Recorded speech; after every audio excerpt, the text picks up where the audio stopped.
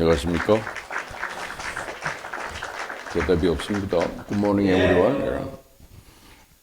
오늘 1600회라니까 가슴이 덜컥하네요. 그리고 상당히 긴 시간 동안 제가 사역을 했다는 얘기인데 33년 됐습니까? 그럽니까? 33년 차?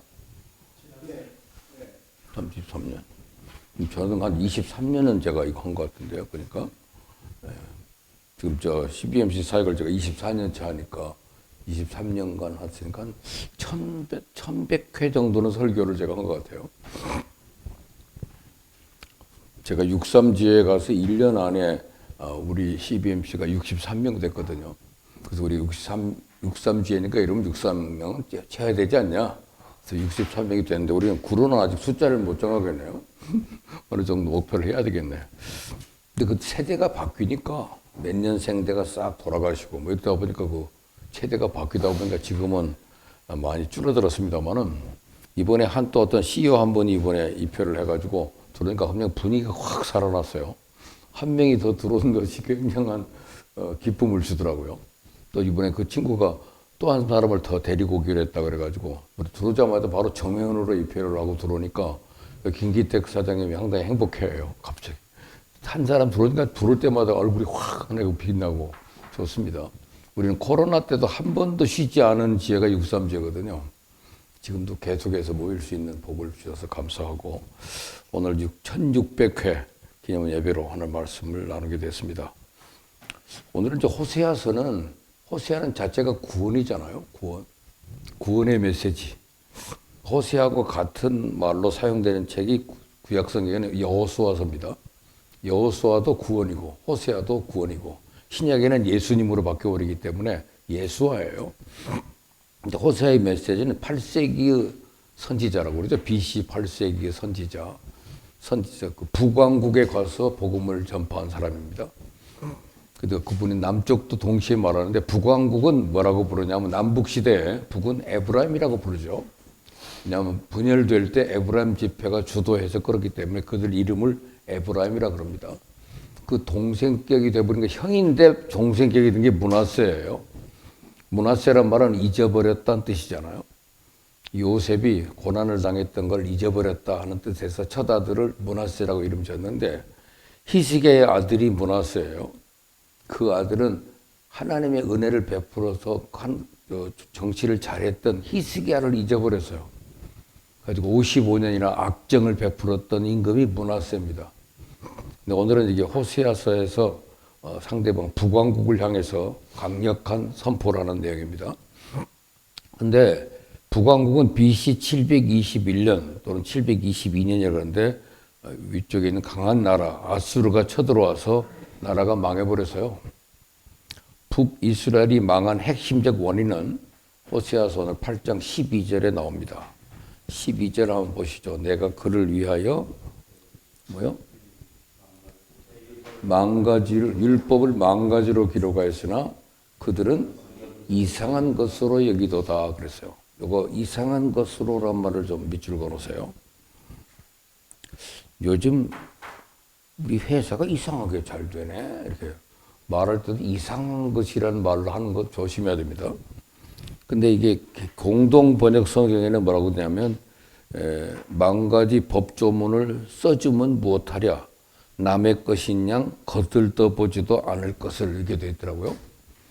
근데 지난 이 번역 전의 성경 정에는 내 율법을 망가지로 기록한 저희가 관계없는 것으로 여겼다 그랬어요.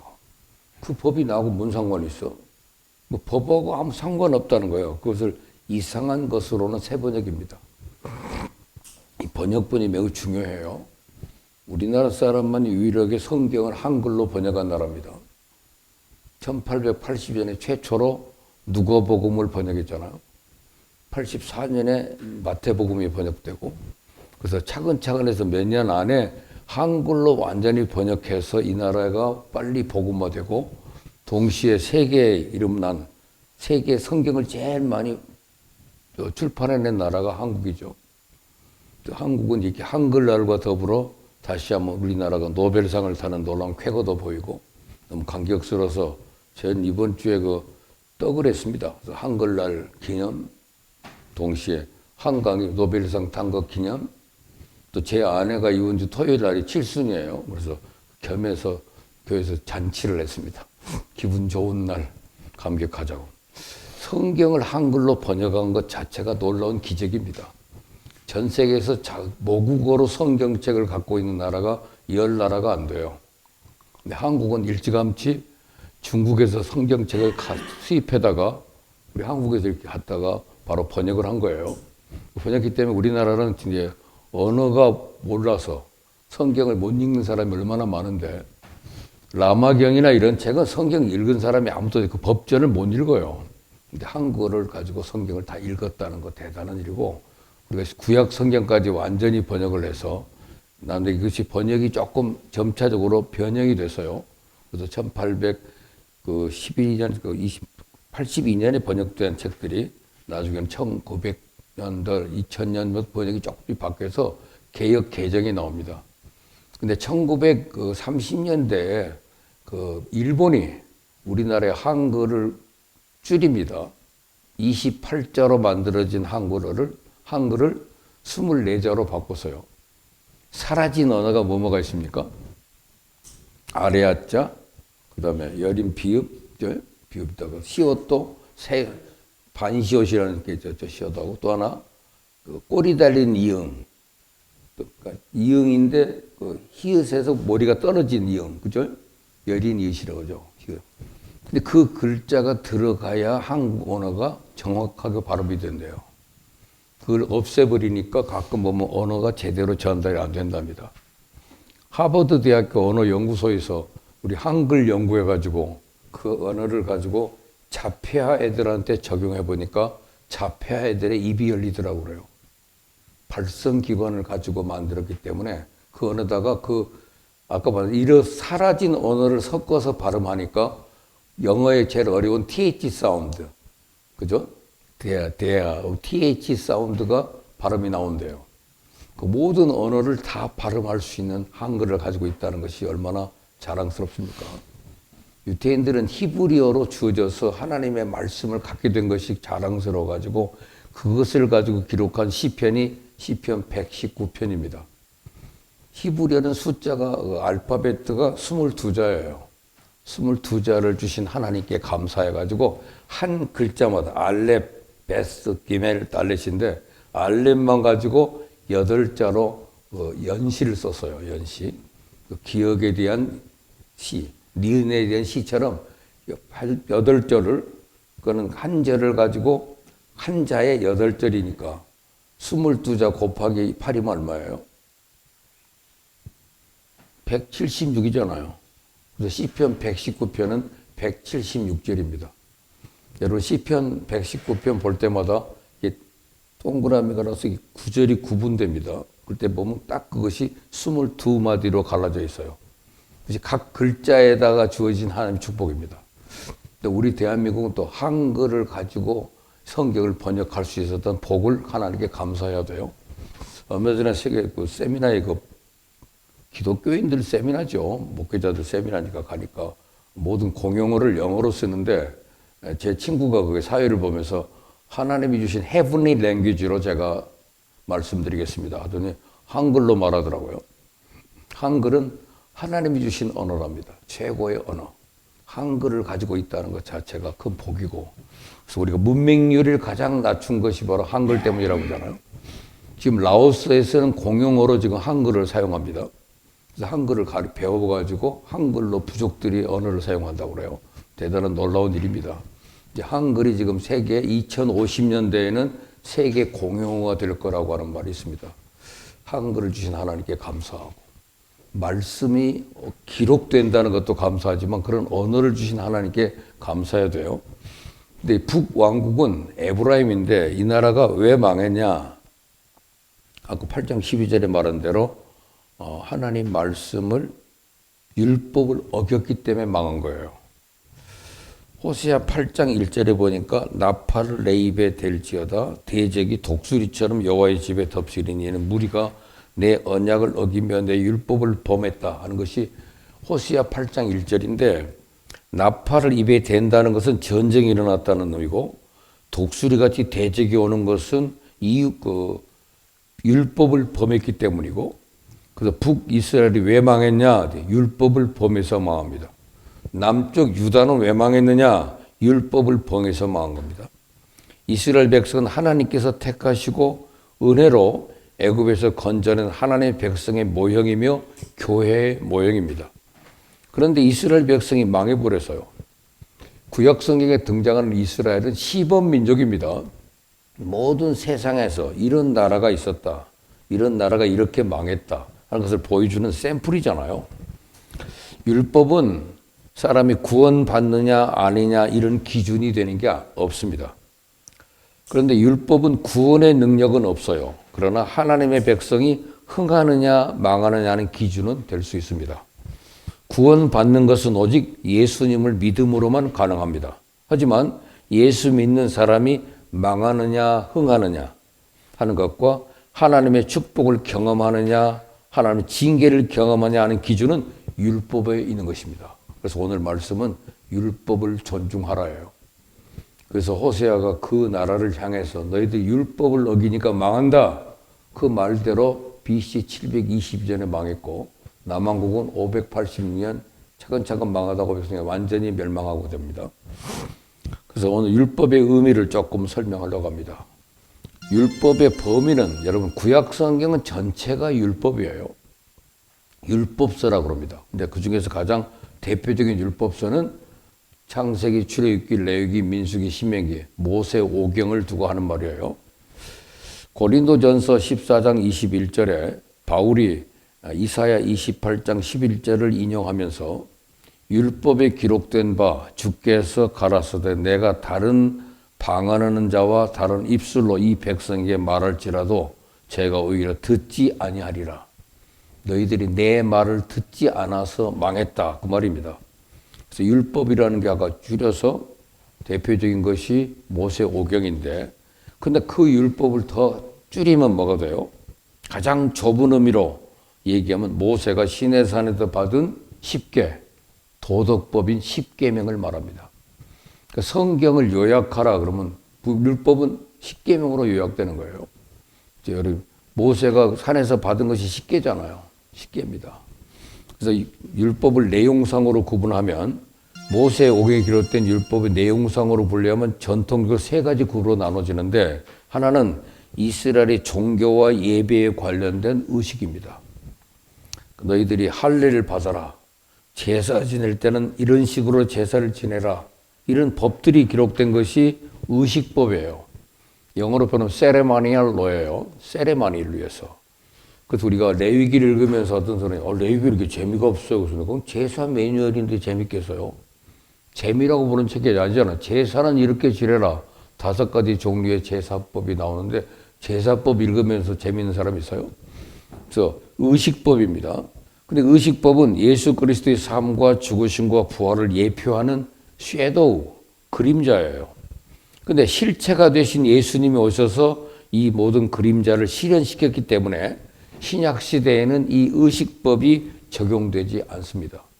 두 번째는 시민법입니다. 시빌 로. 신정 통치 국가로서의 독특한 이스라엘의 율법입니다. 오늘날 그것이 대한민국 법률에 그대로 적용될 수는 없습니다. 우리가 이스라엘 법을 가지고 안식일을 범하는 자는 사형에 처하거나 부모를 거역한 자는 돌로 쳐 죽일 수는 없습니다. 그러니까 시민법은 이스라엘 국가법이고 신정통치 국가법이기 때문에 오늘날 그대로 적용될 수 없습니다. 물론 그 가운데 좋은 원리들은 오늘날도 존중해야 될 필요가 있겠죠. 귀머거리를 저주하는 자는 처벌하게 돼 있어요. 듣지 못한다고 해서 사람을 모욕한 것은 인권 모독이라는 거예요. 장님의 길을 잘못 인도하는 사람을 처벌하게 돼 있더라고요. 그런 그 시민법, 좋은 점은 우리가 받아들이지만 웬만한 것은 우리가 적용할 필요가 없는 법입니다. 세 번째, 가장 중요한 법이 바로 도덕법입니다. 모랄로. 도덕법은 다른 말로 10계명을 말하는 거예요. 10계명을 데카론이라고 합니다. 데카메론, 데카란 말이 열이거든요. 데카, 그 10개의 계명. 10개의 계명을 분석하면 뭐죠? 줄이면 하나님 사랑과 이웃 사랑이죠. 하나님을 사랑하는 것이기 때문에 우리나라 사람 옛날 우리 선배들이 영락고등학교 가서 교훈을 보니까 경천애인이라고 써있더만요. 하나님을 공경하는 것이 1계명부터 4계명이죠. 너는 나 외에 다른 신을 내게 두지 마라. 절대 다른 우상을 만들지 마라. 내 이름을 함부로 부르지 마라. 망령되이 안식일을 기억하라. 이것은 하나님 공경에 대한 의무요 하나님 사랑이죠. 그래서 철저한 하나님 사랑 계명과 그 다음에 이웃 사랑은 부모님을 공경하는 것은 부모님을 사랑하는 것이고 존경하는 것입니다. 그래서 부모님을 공경하라. 그 다음에 사람의 생명을 소중히 여기니까 살인하지 말아야 되겠죠. 남의 재산을 사랑하고 보호해 줘야 되기 때문에 도둑질 하지 말아야 되겠죠. 남의 가정을 보호해야 되니까 간음하지 말아야 되겠죠. 이웃의 명예를 훼손해서는 안 되잖아요. 상대방을 존중하기 때문에. 그래서 하나님 사랑, 이웃 사랑이에요. 이것이 대율법이요 대강령이라고 그랬잖아요. 그래서 도덕법은 오늘 또 적용이 되고 영원히 지켜야 될 법이기 때문입니다. 근데 너희들이 뭐 제사 지낸다고 어영병하고 그러는 것은 하나님이 싫어한다는 거예요. 그래서 호시아 6장 6절에 나는 인애를 원하고 제사를 원치 아니하며 번제보다 하나님을 아는 것을 원한다 그래서요. 나 제사 지내는 거, 소 끌고 와서 제사 지내는 거 하나님 그거 원하지 않고 나는 인애를 원한다고 해서 인애. 인애라는 말을 히브리어로 헤세드라 그럽니다. 헤세드. 헤세드는 사랑입니다. 항상 하나님은 사랑을 원하는 것이지 그런 제도나 제사나 번제 그보다 하나님을 알고 사랑하는 것을 원하신다는 것입니다. 그래서 너희들이 이 인애를 버리게 되면 그것은 하나님이 원하시는 것이 아니라는 거. 그래서 하나님이 정말 원하는 것은 하나님 사랑과 이웃 사랑. 이것을 실천하는 사람은 복을 받습니다.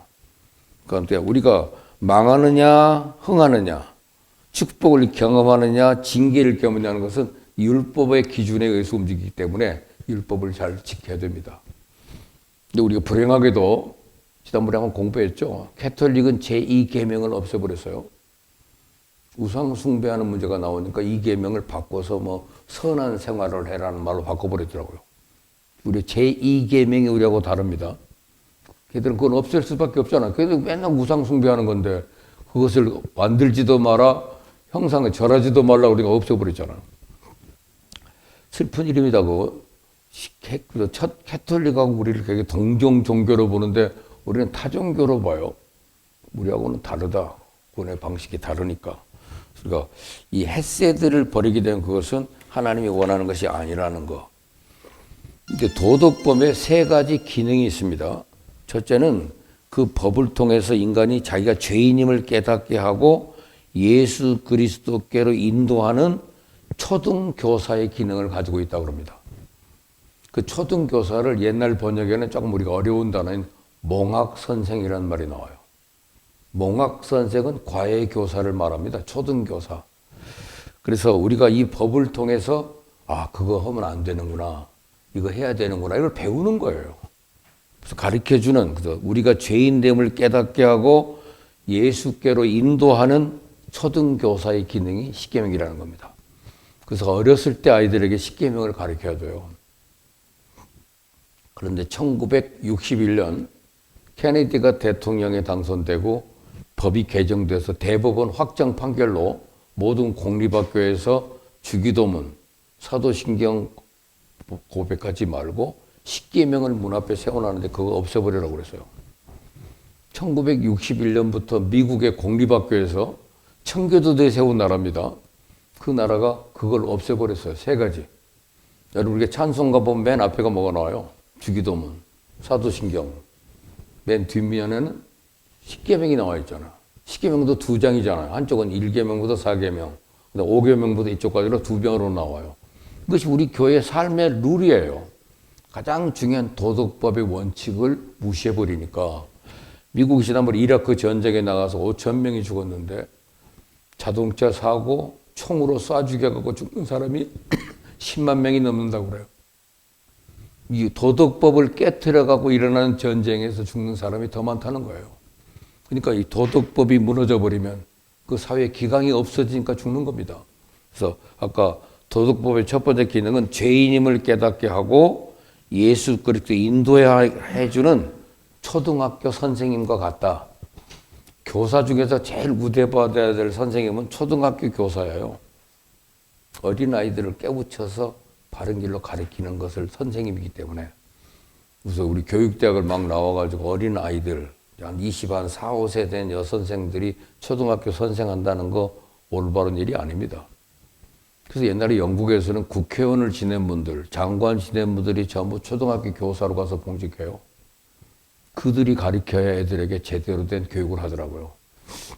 그래서 교회에서도 어린아이들한테 제가 2학년부터 4학년 아이들 중에 성경을 빨리 찾는 아이들 시험을 봤어요. 성경 다니엘서 3장 5절 3초 내에서 찾는 3초 만에 찾는 애들만 12명 뽑아가지고 제가 제자 훈련시켰다고요. 이 아이들에게 히브리어도 가르치고 히브리어를 가르쳐주면 히브리어는 상형 문자이기 때문에 애들이 금방 잘 그려요. 원어 가지고 해설하는데 애들이 다 받아들여요. 상상력이 풍부하니까 결국 그 2학년에서 4학년 가르친 애들이 지금 우리 교회 목사가 됐잖아요.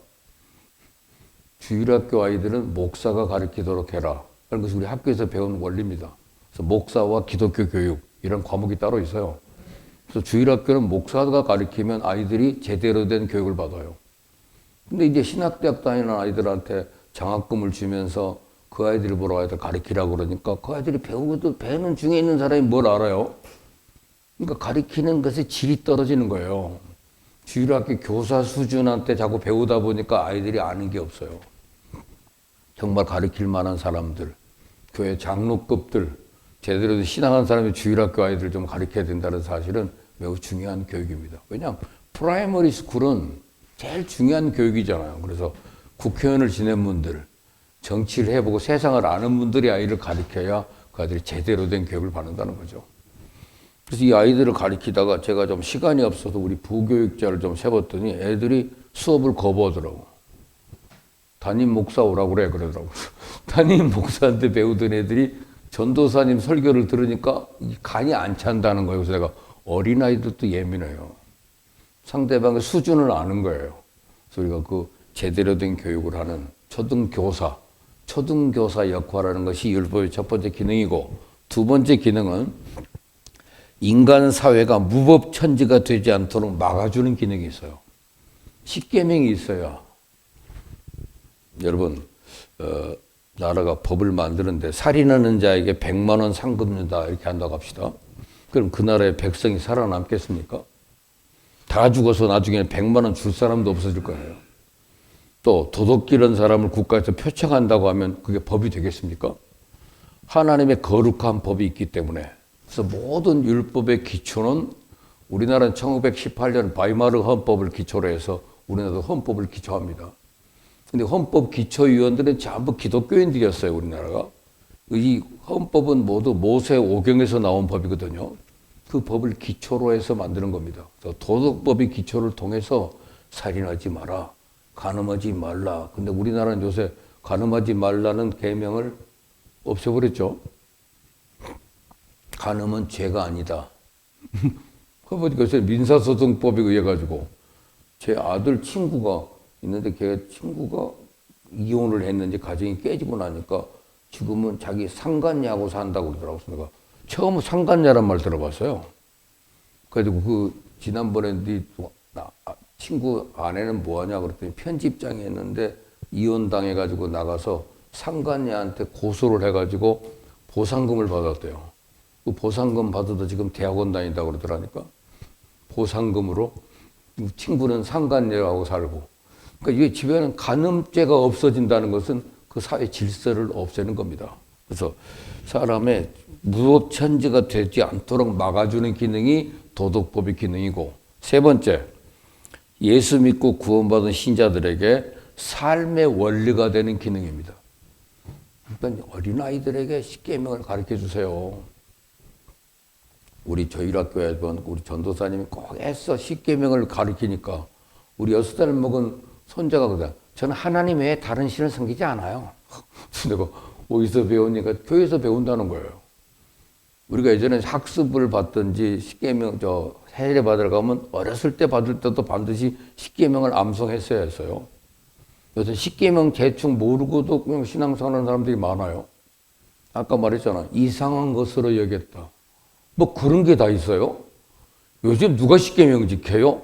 이렇게 말하는 수가 있단 말이에요. 그걸 이상하게 여기면 결국 그 나라 망합니다.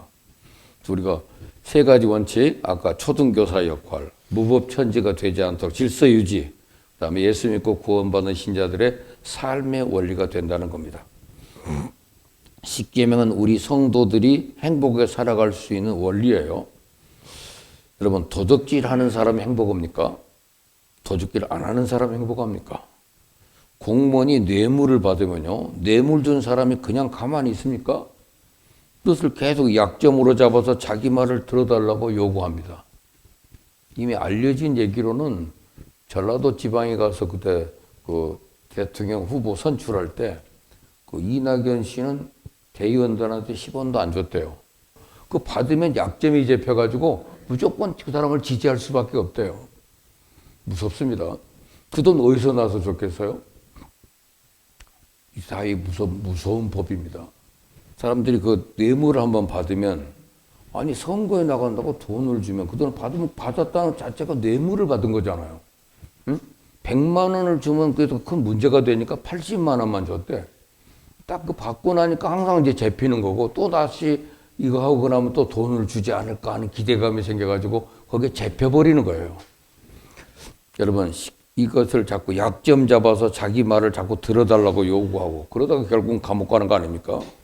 근데 도둑질한 사람, 적이 없는 사람은 항상 떳떳해요. 행복하고 담대합니다. 십계명을 어기고 죄를 지으면 행복하지도 않고 담대하지 못합니다. 그리고 거짓말하고 나중에 들통날까 봐 계속해서 또 거짓말을 합니다. 여러분, 십계명을 무시하게 되면 성화의 기준도 없고 하나님의 축복도 경험할 수 없게 되는 겁니다. 요즘 어디 가면 우리나라 사람들이 대부분 그 느낌 없이 거짓말 잘 하는 것이 호적이 잘못돼서 나이가 많은데 적다는 말 하는 것이 너무 흔한 얘기예요. 우리는 국가의 법에 따라서 호적에 따라서 모든 것이 적용되기 때문에 그대로 살면 됩니다. 근데 난 호적상, 우리 목사님들도 가끔 보면 호적상 자가 나이가 많으 이렇게 돼. 그럼 네 호적대로 나이가 네 원래 나이대로 은퇴를 해. 그랬더니 그건 또 안 한다네. 나갈 때는 호적대로 유지를 하면서 자기가 은근히 나이가 많으니까 형님처럼 대해달라는 말로 하려면 다시는 우리 앞에서 그런 소리 못하게 제가 몇 번을 음장나요. 아, 예수님도 호적이 잘못됐어. 한 4년 정도 차이가 난다고 그러더라고요. 그것도 아무 말 없는데 ADBC 그대로 사용하고 있는데 뭘 자꾸 이거 호적이 잘못됐다는 소리. 이게 자꾸 하다 보면 거짓말이 되더라고요. 그러니까 거짓말하지 마세요. 십계명을 꼭 지키라는 거 중요한 얘기입니다. 20세기 설교들 가운데 최고 위대한 설교자는 영국의 로이드 존즈입니다. 마틴 로이드 존스인데 그분이 이런 말을 했어요. 율법 폐기론은 20세기 교회의 가장 큰 저주 가운데 하나라 그랬어요. 십계명을 무시해버리는 거. 이것은 율법 폐기론자라고 합니다. 그런데 현대에 지금 율법 폐기론이 득세해서요. 하나는 교회 외적 원인이고 하나는 신학적인 원인입니다. 외적 원인은 유명한 포스트 모더니즘의 유행 때문에 그렇습니다. 모든 것은 상대적인 것이다. 들을 수도 있고 안 들을 수도 있고 모든 종교에는 다 구원이 있다. 그 종교에도 구원의 길이 있을 것 아니냐. 그래서 다원화된 문제가 자꾸 나와요. 포스트 모던 사상이 절대적으로 옳은 종교는 없다는 거. 기독교도 다 천국 가는 일종의 종교에 불과하다. 이런 얘기가 포스트 모더니즘이에요. 그 다음에 세대주의 종말론 때문에 그렇습니다. 우리는 은혜로 구원받은 것이 율법 때문이 아니다. 자꾸 율법을 거부하고 은혜만을 강조하는 세대주의. 그리고 새 언약 신학이라는 사상이 있는데 이것도 다 위험한 사상이에요. 그런데 성경이 우리에게 말한 말씀 예레미야 31장 33절에 나 여호와가 말하노라 그러나 그날 후에 내가 이스라엘 집에 세울 언약은 이러하니 곧 내가 나의 법을 그들의 속에 두며 그 마음에 기록하여 나는 그들의 하나님이 되고 그들은 내 백성이 될 것이라. 여러분 십계명은요, 1계명 뭐지? 2계명 그거 따지는 문제가 아니라 마음판에 새겨야 되는 법이래요. 요약하면 뭐라고 그랬습니까? 하나님을 사랑하는 법, 이웃을 사랑하는 법이에요. 이 법을 가슴에 새기는 겁니다. 그래서 십계명은 우리들의 마음에 기록되는 거룩한 하나님의 법입니다. 그리고 어떤 교묘한 신학과 성서 해석을 따르든지 모세가 신에서 받은 십계명을 무시하거나 버리거나 폄하하는 사상은 모두가 악한 사상입니다. 그런 악한 사상에서 우리가 십계명을 통해서 구원받은 성도가 성화의 기준으로 삼아야 된다는 사실입니다. 간음하지 마라. 그의 부모를 공경하라. 살인하지 마라. 중요한 일이잖아요. 미안한 얘기입니다만은 남의 집에 유하는 종이나 거기서 일하는 사람도 함부로 탐내지 말라고 그랬잖아요. 실력이 있는 사람 있어 보이니까 다음에 회사에서 빼오면서 봉급 많이 줄 테니까 우리 회사로 오라 이렇게 스카우트 하는 것도 일종의 범죄입니다. 모든 계명 중에 마지막 계명이 뭐죠? 탐심이잖아요. 탐심. 남의 것을 탐하는 마음. 캠벨 몰건이라는 설교가가 그러더라고요. 남의 집에 그림이 멋있는 그림이 있는데 보니까 저거 나도 하나 샀으면 좋겠다. 가지고 가고 싶다. 마음을 갖는 순간 그게 범죄라고 그러더라고요. 탐심. 모든 범죄는 탐심에서 오는 거거든요. 성경은 탐심을 우상숭배라 그랬습니다. 그래서 여러분 우상숭배가 뭡니까? 탐심인데 탐심이 그렇게 무서운 죄인 것은 예수님이 주의사항 3가지가 뭐라고 그랬죠? 탐심을 삼가라. 누가복음 12장 15절. 또 누룩을 주의하라. 또 한 가지는 사람을 삼가라. 여러분 굉장히 인터뷰, 면접할 때 인터뷰 중요한 거예요. 사람을 삼가할 수 있어야 됩니다. 이 사람은 안 돼. 사람을 삼가라. 누룩을 주의하라. 아무데나 가서 교육받는 거 아니에요. 교육받으면 교화된다고요. 영향을 받아. 그래서 누룩을 주의하라는 겁니다. 그 다음에 탐심을 주의하라. 탐심입니다. 그래서 탐심이 십계명의 가장 중요한 핵심이 탐심이에요. 탐심.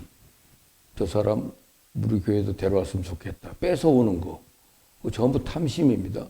남의 아내를 자꾸 내가 좋아하면 어떻게 돼요? 탐심이잖아요. 그래서 결국 간음이 이루어지는 거기 때문에 그것은 범죄입니다. 호세아 시대에 북이스라엘 백성이 율법을 지키기가 어려웠던 이유가 있대요. 그 첫째는 정치적인 이유입니다. 솔로몬 성전이 지어지니까 모두가 예배를 드릴 때는 성전에 가서 예배를 드린단 말이에요.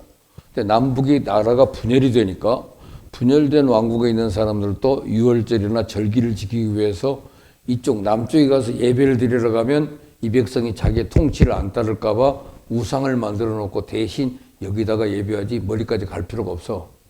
가까운 데 가면 되잖아. 내 교회도 중요하지만 가까운 교회 가서 드려도 똑같은 거야. 자꾸 이런 시대의 방식이 정치적인 이유란 말이에요. 차비도 덜 들고 편안하잖아. 이런 일종의 정치적 이유가 우상 숭배를 하게 됐고, 또 한 가지는 경제적 이유는요. 모든 집마다 나중에는 바알이나 아세라 우상을 섬기다 보니까 집에 필요한 것이 우상을 많이 사주는 거였대요. 이런 우상을 가지고 이런 우상을 사니까 우상 장사들이 상당히 그걸로 재미를 봤어요. 우상을 깎아 만들고 금으로 만들고 동으로 만들어 파는 장사가 잘 됐습니다. 그런데 북이스라엘 백성이 율법을 지키면 우상 장사들이 장사가 안 되잖아요. 여호수아에서 보니까 아브라함이 원래 우상 장사였다고 그래요. 우상 팔던 사람이었는데 하나님의 부름 받아서 온 것입니다. 옛날에는 그냥 전직이 우상 장사야, 이 양반이. 우상 팔아먹고 사는 거야. 이게 우상, 잘 섬기면 너희들이 복 받습니다. 얼마나 큰 종교 사기입니까? 근데 우상 상사들이 다 예수 잘 믿고 그럼 우상을 버리니까 경제적으로 손해를 본단 말이에요. 세 번째는 사회적인 이유로 아모스 선지자가 지적한 대로 사회 지도층들이 약자를 약탈하고 뇌물을 받는데 율법을 지키게 되면 자신들이 누린 특권을 누릴 수 없으니까 이 법을 못 지키게 했다는 사실입니다. 그래서 결국 정치, 경제, 사회적인 이익 때문에 이스라엘 백성은 하나님의 거룩한 법을 멸시하고 무시했던 겁니다. 하나님의 거룩한 법을 멸시하는 이유를 한마디로 줄이면 다 돈 때문이었다는 거예요. 돈을 사랑하면 하나님의 거룩한 법을 결국 무시하게 되는 겁니다. 여러분, 공무원이 뇌물 받으면 평생 약점 잡혀서 고통스럽게 살아갑니다. 이스라엘 백성이 율법을 무시한 결과 어떻게 됐습니까? 호세아 8장 1절에 대적이 독수리처럼 덮치게 됐다 그래서요. 독수리는 아주 좋은 새로 생각하지만 성경에서 독수리는 심판의 상징입니다. 곧 여호와께서 원방에서 땅 끝에다 한 민족을 독수리의 나름같이 너를 치러 오게 하시리니 이는 네가 그 언어를 알지 못하는 민족이라 그랬어요. 자기 나라와 언어가 다른 민족에게 지배를 받게 됐다는 거죠. 무서운 것입니다. 독수리는 미국의 상징입니다. 우리도 항상 미국이 우리를 보호해 줄 거라고 생각에만 빠져서는 안 됩니다. 그래서 어린 시절에 우리가 늘 배웠던 말 있잖아요. 속지 마라 소련놈, 일어난다 일본놈, 믿지 마라 미국놈, 조심해라 조선놈. 어렸을 때 계속 들었던 얘기, 조심해라 조선놈. 우리는 조심해야 됩니다. 이번에 현무5가 등장하니까 미국도 긴장했다고 그러잖아요. 저것들이 우리 손 닿지 않고도 세계에 나갈 만한 방어 무기를 갖고 있다는 것 자체가 얼마나 긴장을 했던 것 같아요. 중국도 놀래고 영국도 놀랬다고 그러더라고. 우리나라도 은근히 이렇게 방산 산업이 발달되면서 이런 기록을 갖고 있다는 게 놀라운 일이었습니다. 핵무기보다 힘이 더 센 무기를 우리가 가지고 있어요. 핵무기를 못 만들게 하니까 그 만들고 있다는 사실. 그리고 우리 사정거리를 제한받고 있다. 이제 그게 풀렸잖아요. 이번에 현무6가 나온다고 그러더라고요. 현무6는 사정거리가 8,500km인가 나간대요. 5,000km 나간다는 게 현무5인데 이게 단계별로 올라가면서 이 나라도 이런 걸 준비하고 있다는 것 때문에 얼마나 놀랐습니까? 그렇지만 우리는 전쟁은 하나님께 속한 것이고 사람이 컨트롤하는 게 아니라는 사실을 우리는 기억해야 됩니다. 오늘 이 말씀, 그런 나라를 항상 쟤들이 우리를 보호해 줄 거다 하는 생각은 절대 믿지 말고, 그건 어리석은 비둘기 같으니까 하지 말고 오직 하나님을 의지하되 우리 마음판에 뭘 새기고 십계명을 마음에 새기고 이 말씀을 지켜나가서 이 율법을 쥐하로 묵상하는 사람이 복이 있는 사람이라고 한 시편 1편의 말씀을 우리가 꼭 기억해야 됩니다. 복 있는 사람은 뭐요? 악인의 꾀를 좇지 아니하고 죄인의 길에 서지 아니하고 오만한 자의 자리에 앉지 아니하고, 이 점칭법으로 되어 있어요. 이 첫 번째, 악인의 꾀를 좇는다는 말은 영어로 following입니다. 따라가는 거예요. following. 그 다음에 죄인의 길에 서지 않는다. 스탠드잖아요. 오만한 자의 자리에 앉는다는 건 sitting이잖아요. 내리막길로 가지 않는다는 뜻입니다. 따라가다가 서 있다가 앉아버리는 그런 짓을 하지 말고 오직 여호와의 율법을 쥐하로 묵상하는 자가 되라.